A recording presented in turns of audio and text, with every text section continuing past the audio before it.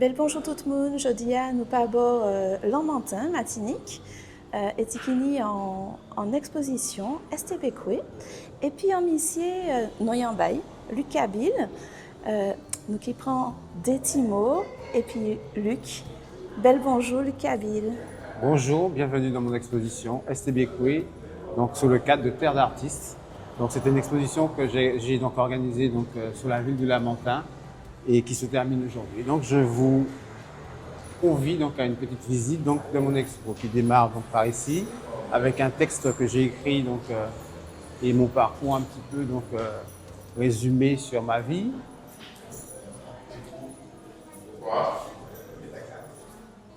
Donc là j'ai travaillé sur un portrait de Nina Simone sur un concept de 3D donc qui permet donc de mettre donc deux tableaux sur un seul support.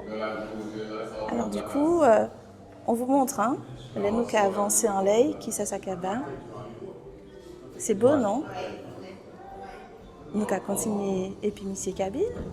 Voilà. Ensuite, nous allons donc sur le tableau ici qui représente l'affiche de l'exposition STBQ. Donc, elle s'appelle STBQ et donc c'est un personnage qui s'interroge, qui pose des questions, qui ouvre des portes donc sur l'identité.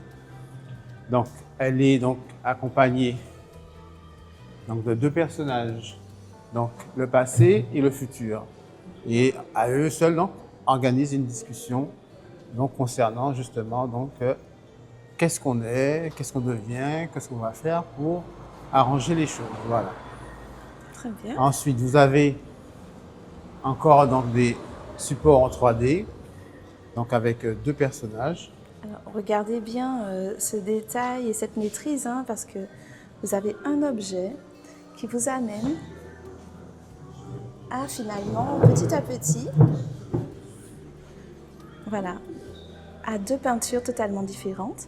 Je reviens en arrière, vous voyez, c'est juste magnifique. Et puis on en a une seconde, pareil, avec donc une première vue, comme celle-ci, et une seconde, par ici. Magnifique. Voilà, ensuite vous avez celui donc d'Aimé Césaire. Donc Aimé Césaire quand il était jeune, et Aimé Césaire donc avec un peu plus âgé. Alors, vous voyez, voilà, donc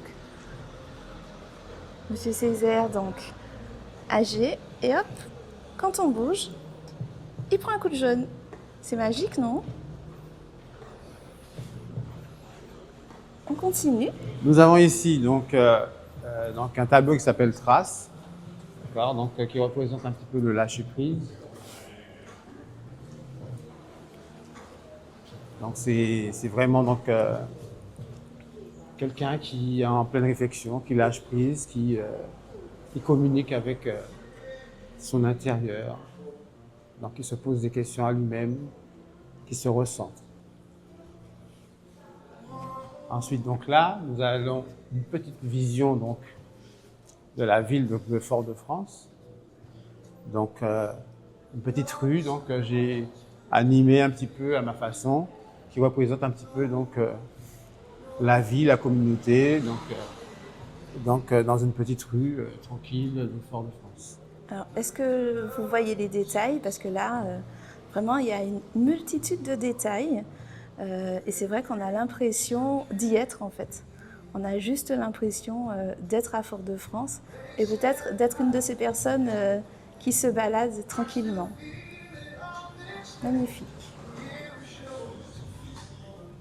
Ensuite, donc là, nous allons les étoiles, donc qui représentent donc une femme très colorée, en chair, qui est avec une posture qui est vraiment, qui s'assume, qui est fière d'elle, qui est voilà, qui s'affirme surtout, et donc qui représente un petit peu donc la fierté, l'accord avec soi, d'être en phase donc avec ce qu'on est, ce qu'on fait, voilà, ce qu'on va devenir. Donc c'est vraiment un personnage qui représente justement donc, quelqu'un qui a pris possession entièrement de sa propre vie. Et je pense que nous pouvons être pas mal, hein, pas mal de femmes peuvent se projeter dans cette magnifique dame. Elle a un nom, la dame? Donc le titre de l'œuvre s'appelle Les Étoiles. Ok. Donc là, donc, nous allons à un tableau qui s'appelle Mémoire d'autre temps, donc qui représente un petit peu donc la pureté et la force. Donc et donc un visage qui est orienté donc de gauche à droite pour vraiment regarder vers l'avenir. Beau. C'est à la fois de la puissance, de la douceur. Voilà, titillé, donc le principe de mon travail, c'est de pouvoir donner donc des petites matières de réflexion ou de reconnaissance de soi. Donc là, nous allons à une actrice américaine, donc Whoopi Goldberg, que j'ai donc réalisé donc avec de la spontanéité, donc de l'énergie comme elle a. Donc voilà, donc parce que moi c'est important donc, de représenter les personnes donc qui ont œuvré pour nous donner donc des repères, des valeurs. Donc ce sont des acteurs qui m'ont également construit et me donné donc des sourires, des fous rires donc à un moment de ma vie. Ensuite nous allons vers Carnaval. Donc Carnaval donc représente un personnage qui est là, qui lâche tout. Qui lâche tout pour quelle raison? Parce qu'on est dans une société où on a beaucoup de stress. Donc les mamans courent pour emmener leurs enfants à l'école, on court pour aller au travail, on court tout le temps pour pouvoir organiser les choses. Donc tout le long de l'année, donc on n'a pas vraiment beaucoup de temps. Et des fois on est un petit peu débordé, rempli, et c'est trop plein. Donc on a donc quelques petits jours pour pouvoir l'évacuer. Donc c'est un petit peu donc ce moment que j'ai voulu figer un petit peu sur la toile. Magnifique.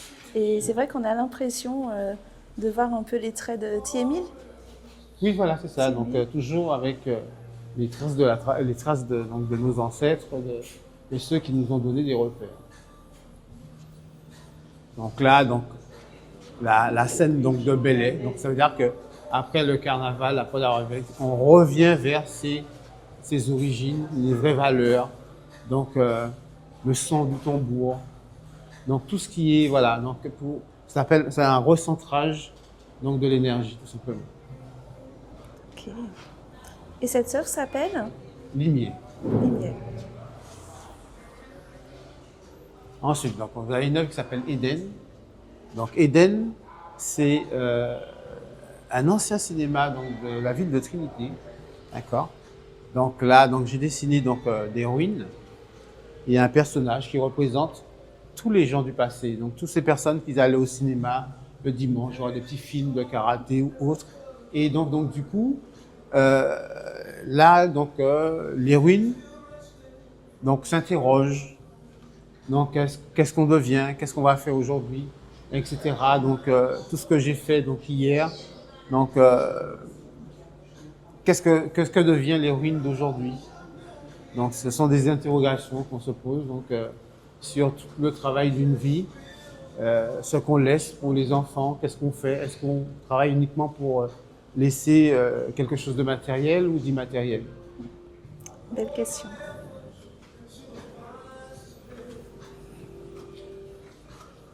Donc là, ici, donc, ce sont donc, différentes petites œuvres que j'ai réalisées donc, dans la spontanéité et dans le relief, donc, de façon à pouvoir représenter un petit peu donc, des scènes de mer, tambours, des choses qui nous ressemblent.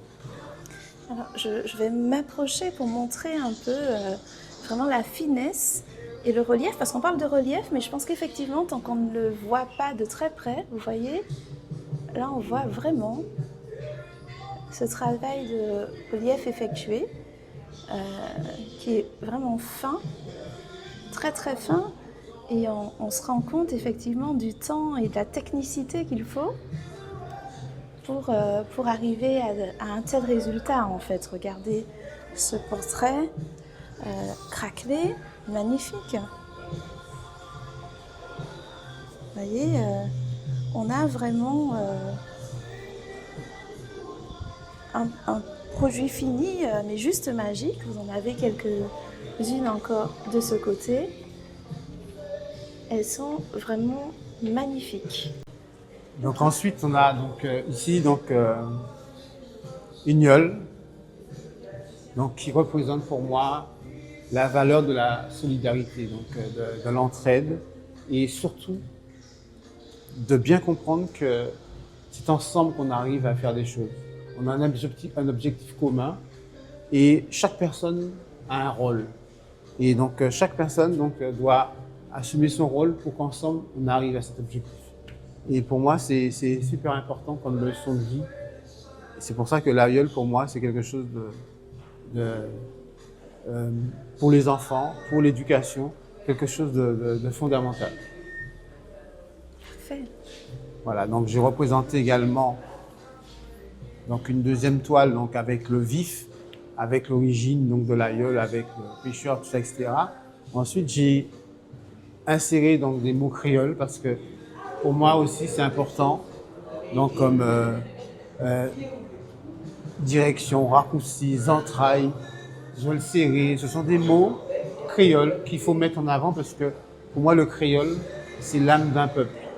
Et il ne faut pas oublier ces mots-là, parce qu'il y a beaucoup de mots créoles qui sont déjà un petit peu oubliés, presque aux oubliettes. Et c'est pour ça que j'ai également appelé mon exposition donc STBQué. Donc c'est pour pouvoir un petit peu mettre en avant également donc, notre langue créole. On rappelle la définition de STBQué. STBQué, c'est quelqu'un qui est étonné, qui est... Très important, en plus un mot qu'on emploie de moins en moins. Voilà, exactement, c'est ça. Donc je suis un artiste, donc il est mon devoir de voir des petites choses qu'il faut remettre sur la table, ou des choses comme ça. Ensuite, vous avez donc l'expo se termine avec donc un personnage justement qui a compris tous les messages, qui est en phase avec elle-même. Elle avance, donc avec le rouge, la force, etc. Elle avance. Et là, ça représente un petit peu un volet du passé. Et voilà, c'est la direction. Ça s'appelle les entrailles. C'est un dit d'un moins. C'est vraiment voilà. Et il y a aussi également donc des mots comme grosso modo, mexoclète, les entrailles, dédec. Donc des mots que beaucoup de gens peut-être ont oubliés et que des mots qui ont jalonné notre enfance. Voilà, que j'ai entendu quand j'étais à l'école, donc dans mon enfance et que j'entends plus. Oui, c'est vrai. Voilà. C'est vrai. Donc merci d'avoir suivi mon petite expo. Alors, comment on fait pour en voir plus? Parce que là, on a eu juste un aperçu de tes œuvres. Comment on fait pour pouvoir apprécier tes œuvres? Donc, je vais essayer de faire en sorte de pouvoir distiller davantage ce que je fais. Je vais mettre encore peut-être plus d'énergie à pouvoir faire mon travail, montrer ce que je vais faire et pouvoir partager avec les autres des petits moments qui permettront donc d'avoir des réflexions sur soi, donc la connaissance de soi et pouvoir comprendre dans quel monde on vit et qu'est-ce qu'il faut faire pour pouvoir trouver des solutions palliatives pour pouvoir arriver à changer les choses. Et on va préciser quand même que tu es sur les réseaux sociaux, Luc? Oui, bien sûr, je suis sur les réseaux sociaux. Ça fait un moment que je travaille. Donc, j'enseigne aussi beaucoup. Je fais de la transmission parce que je suis obligé donc de faire de la transmission parce que ça fait partie de moi. J'aime les gens, j'aime l'humain en règle générale. Donc, j'aime partager et voilà. Donc, je partage mon expérience avec eux et ça me permet donc de pouvoir distiller donc une connaissance que j'ai acquis le long de ma vie. Et si on doit retenir quelque chose de ton art, comment tu définirais ton art? Qu'est-ce qu'on doit retenir de ton art?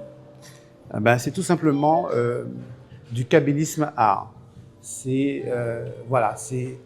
juste moi, tout simplement.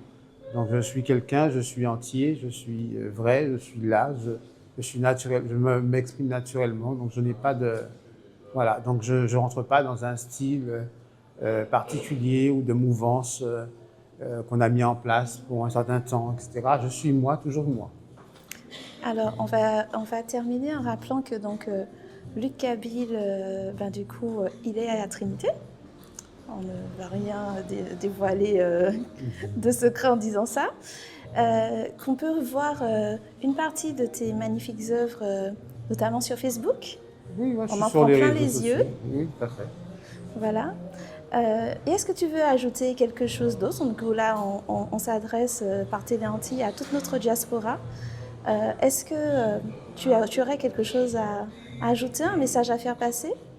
Disons que ce que j'aimerais, c'est qu'on prenne conscience qu'on est une très grande communauté et qu'on a des petites congrégations, donc à gauche, à droite, donc du coup, il faut qu'on se rassemble, qu'on ait la même direction, qu'on arrive à comprendre ce qu'on est, ce qu'on voudrait être et pouvoir arriver à prendre possession pleinement de ce qu'on est. Parfait. Merci Luc. Merci pour ces magnifiques œuvres. On en prend plein le cœur et plein les yeux. Merci beaucoup. Et puis on espère te retrouver très bientôt. Merci, donc à très bientôt. Sûrement à très bientôt. À bientôt.